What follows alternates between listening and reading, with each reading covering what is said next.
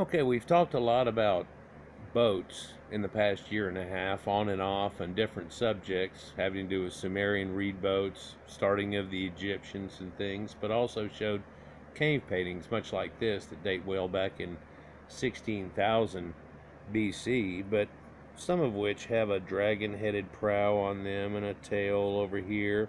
We've talked about dogs and jackals and things, and don't those look a lot like the bird effigies that are on Gobekli Tepe that they say look like baby dinosaurs or some kind of weird thing?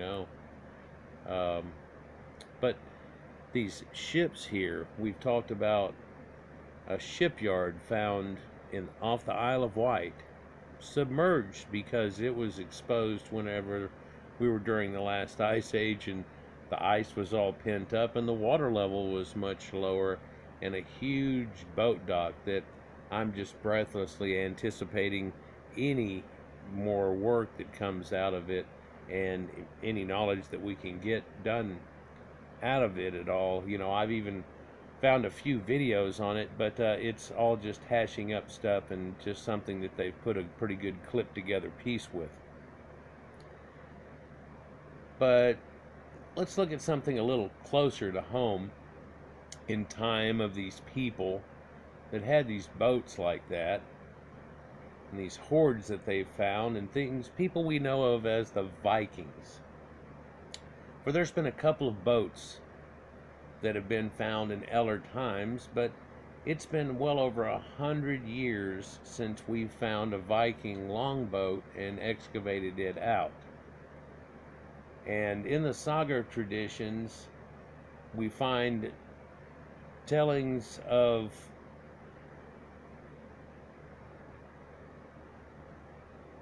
damn it.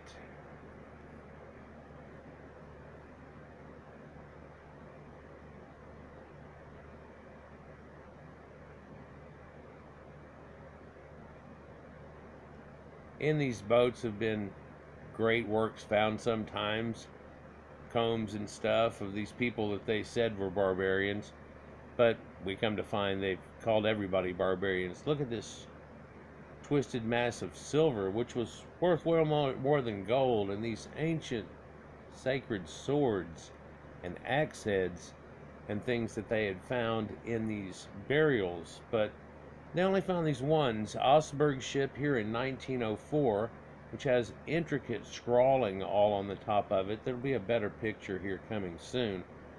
And the one we're talking about, though, is a new place. It's called Galastad. And in Lidar, due to the fact that it's a little bit dry and they've sheared their field, running over this area here, they found these conspicuous little bumpage type areas and a line type looking thing. Now it's colored in and circled here, but you can imagine this wouldn't be too easy to detect out of all the other ones that show just clear detection that's in them. But even in something as simple as that, they ended up figuring out that, yeah, it's got a ship that's in it here with this burial circle, and it looks like it would recreate something along this line here. And not only is there the ship here, but here there have been found longhouses, a couple of which are huge. But what they're concentrating on this June, coming up next month from now, I'm recording this in May, they're going to start excavating out what they think is something exactly like this, like a type of longboat. Now, we've seen a few different types of longboats, even out of the few excavations that we've been able to get one that even contains wood out of it, because a lot of these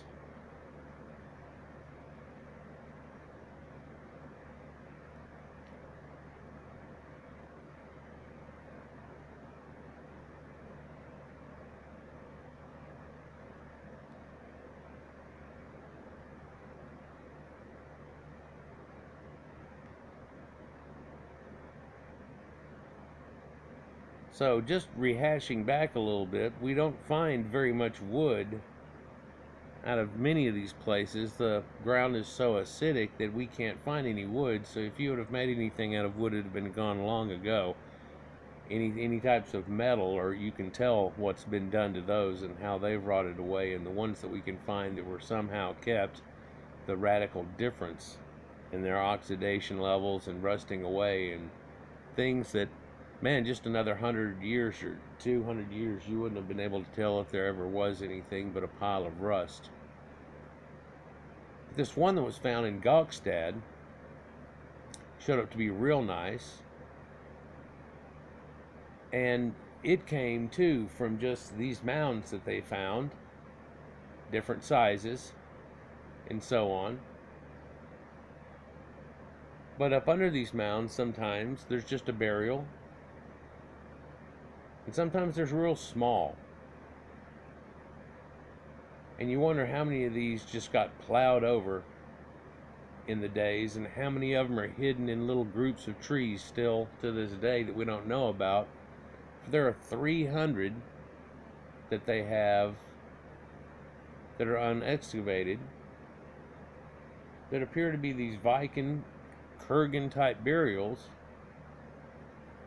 They're far inland though, not up on the shore, and yet at the same time, sometimes in these have rarely been found boats.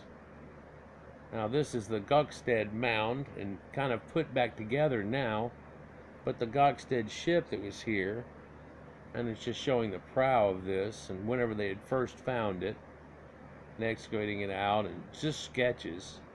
Here's actually a decent picture from the 1880s, and it was found to be buried with sacred horses, some cattle, had a little cabin in the middle of it, like Noah's Ark type of deal, knock on wood,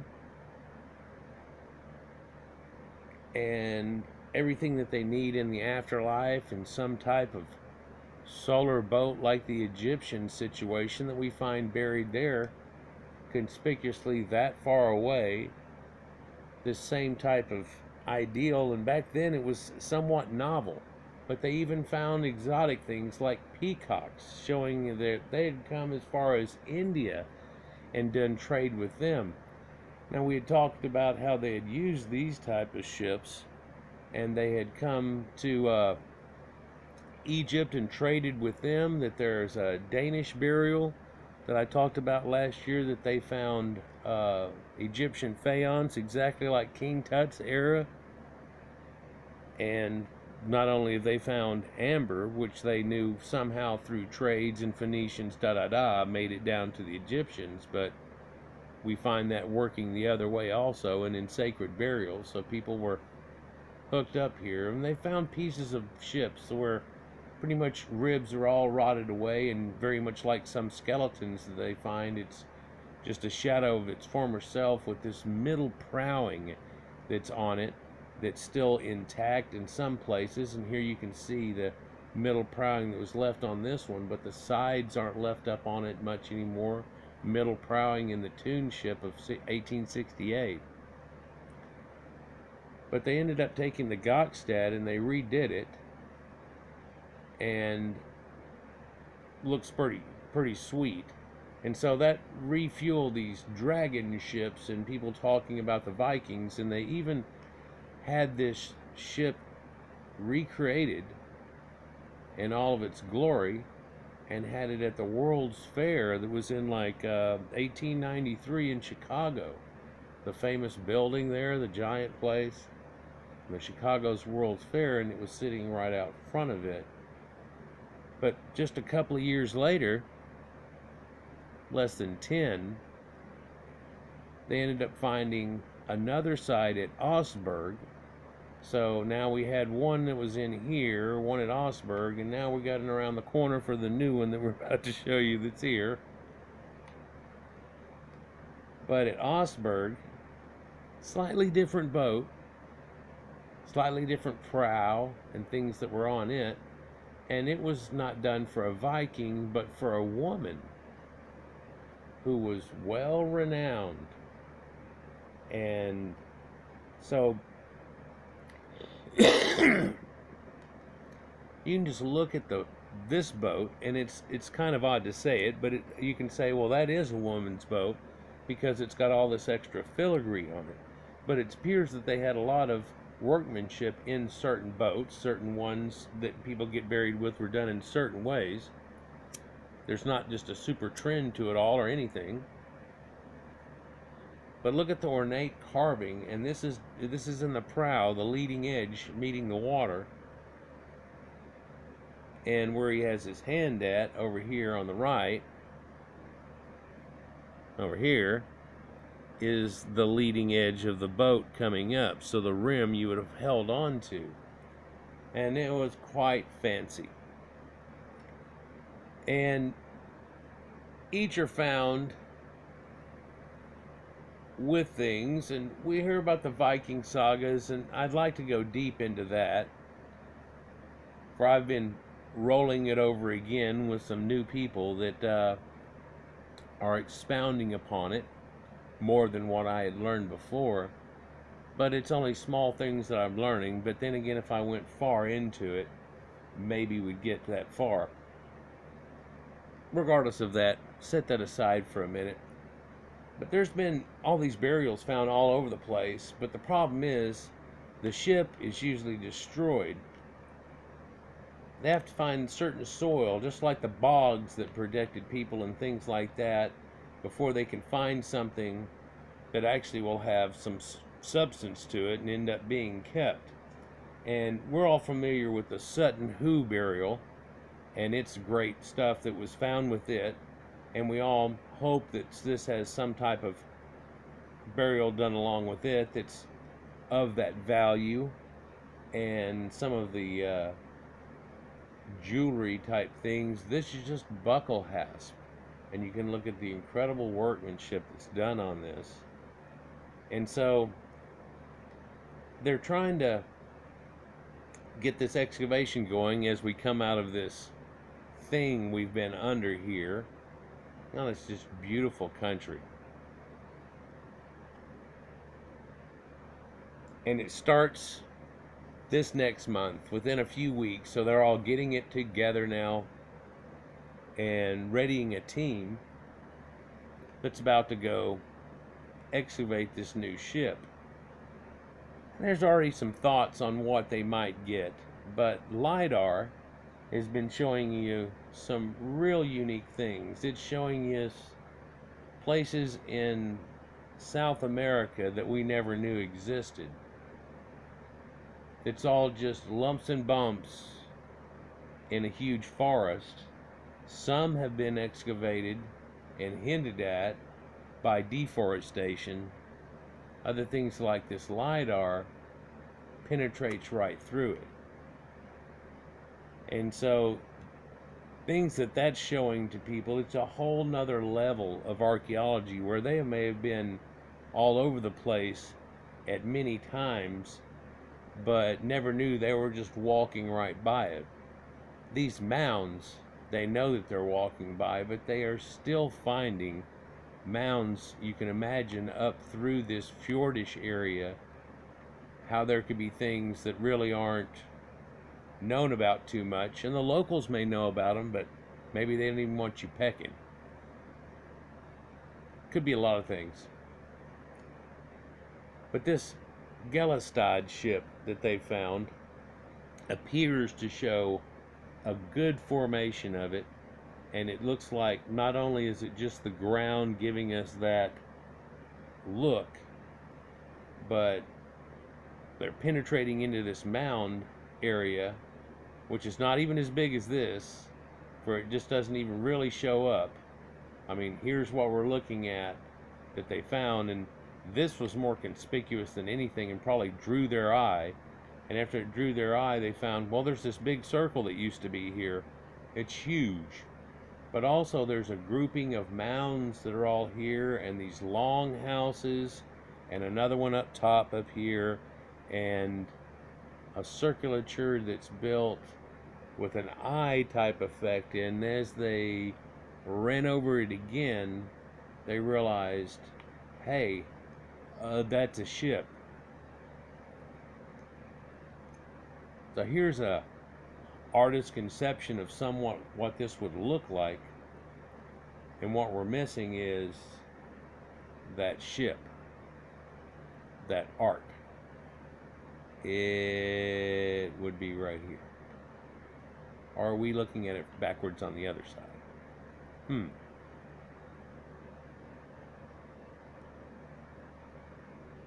So not only have they found this ship shape, but they found this mound area. I don't know what this means for this guy's land, for if they start finding things like the Sutton Hoo burials and things that are pre-Roman and stuff like that. It could turn it into another Sutton Hoo type place, or something that people go to and check out. And sometimes you never know what's up under these little mounds, which might just have some trees on it. But generally, due to farming and leveling out the land, a lot of these things have been hidden and you'll never find them.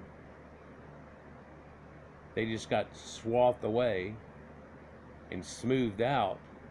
But sometimes, and if you use the right equipment, which we're lucky we're finding, these spots show up. And again, if I wish they did one of these pictures without having it colored, because you really don't, they're superimposing on here. And you just saw a minute ago how they figured out these whole areas and this big round mound, and there's a little pyramid shape right there. I'm sure that's just a board and some crap, but it really doesn't show up. Not like any of these other ones that show up like a sore thumb. Bing, there it is, you know. It's just a little gash area, and I don't think it even really looks like a square. And yet what they're finding out of it is there's a whole cluster, and it looks like they would have been able to feed these whole people. Hundreds and hundreds of people in this area that would have sustained themselves. And they know that there's 3 mounds in this area now that they already know of that are actually been mowed over. And I don't know if they're ever going to do archaeology work on them, but there's no Sutton Hoo things to be found. For things like this are usually found by maybe some metal detectors, or these people just going in this farmland over the, you know, and stuff, and it's just out of a whim of luck. It's kind of amazing how it was kind of like a hidden gem just set there over time. And this is a recreation of what it might look like. You can see it down here at the bottom in this whole cluster area, and there's the ship.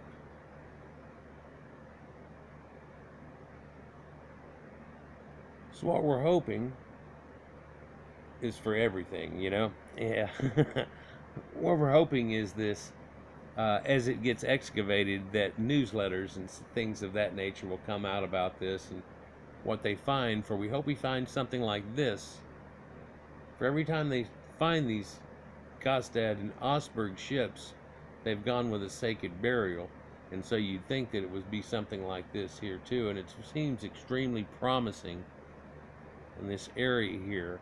They've done a couple of probes into it, and it seems the top edging of the wood may be rotting away to fungus or things along that line, and like the spores from mushrooms and growth that it eventually eaten down into them over time.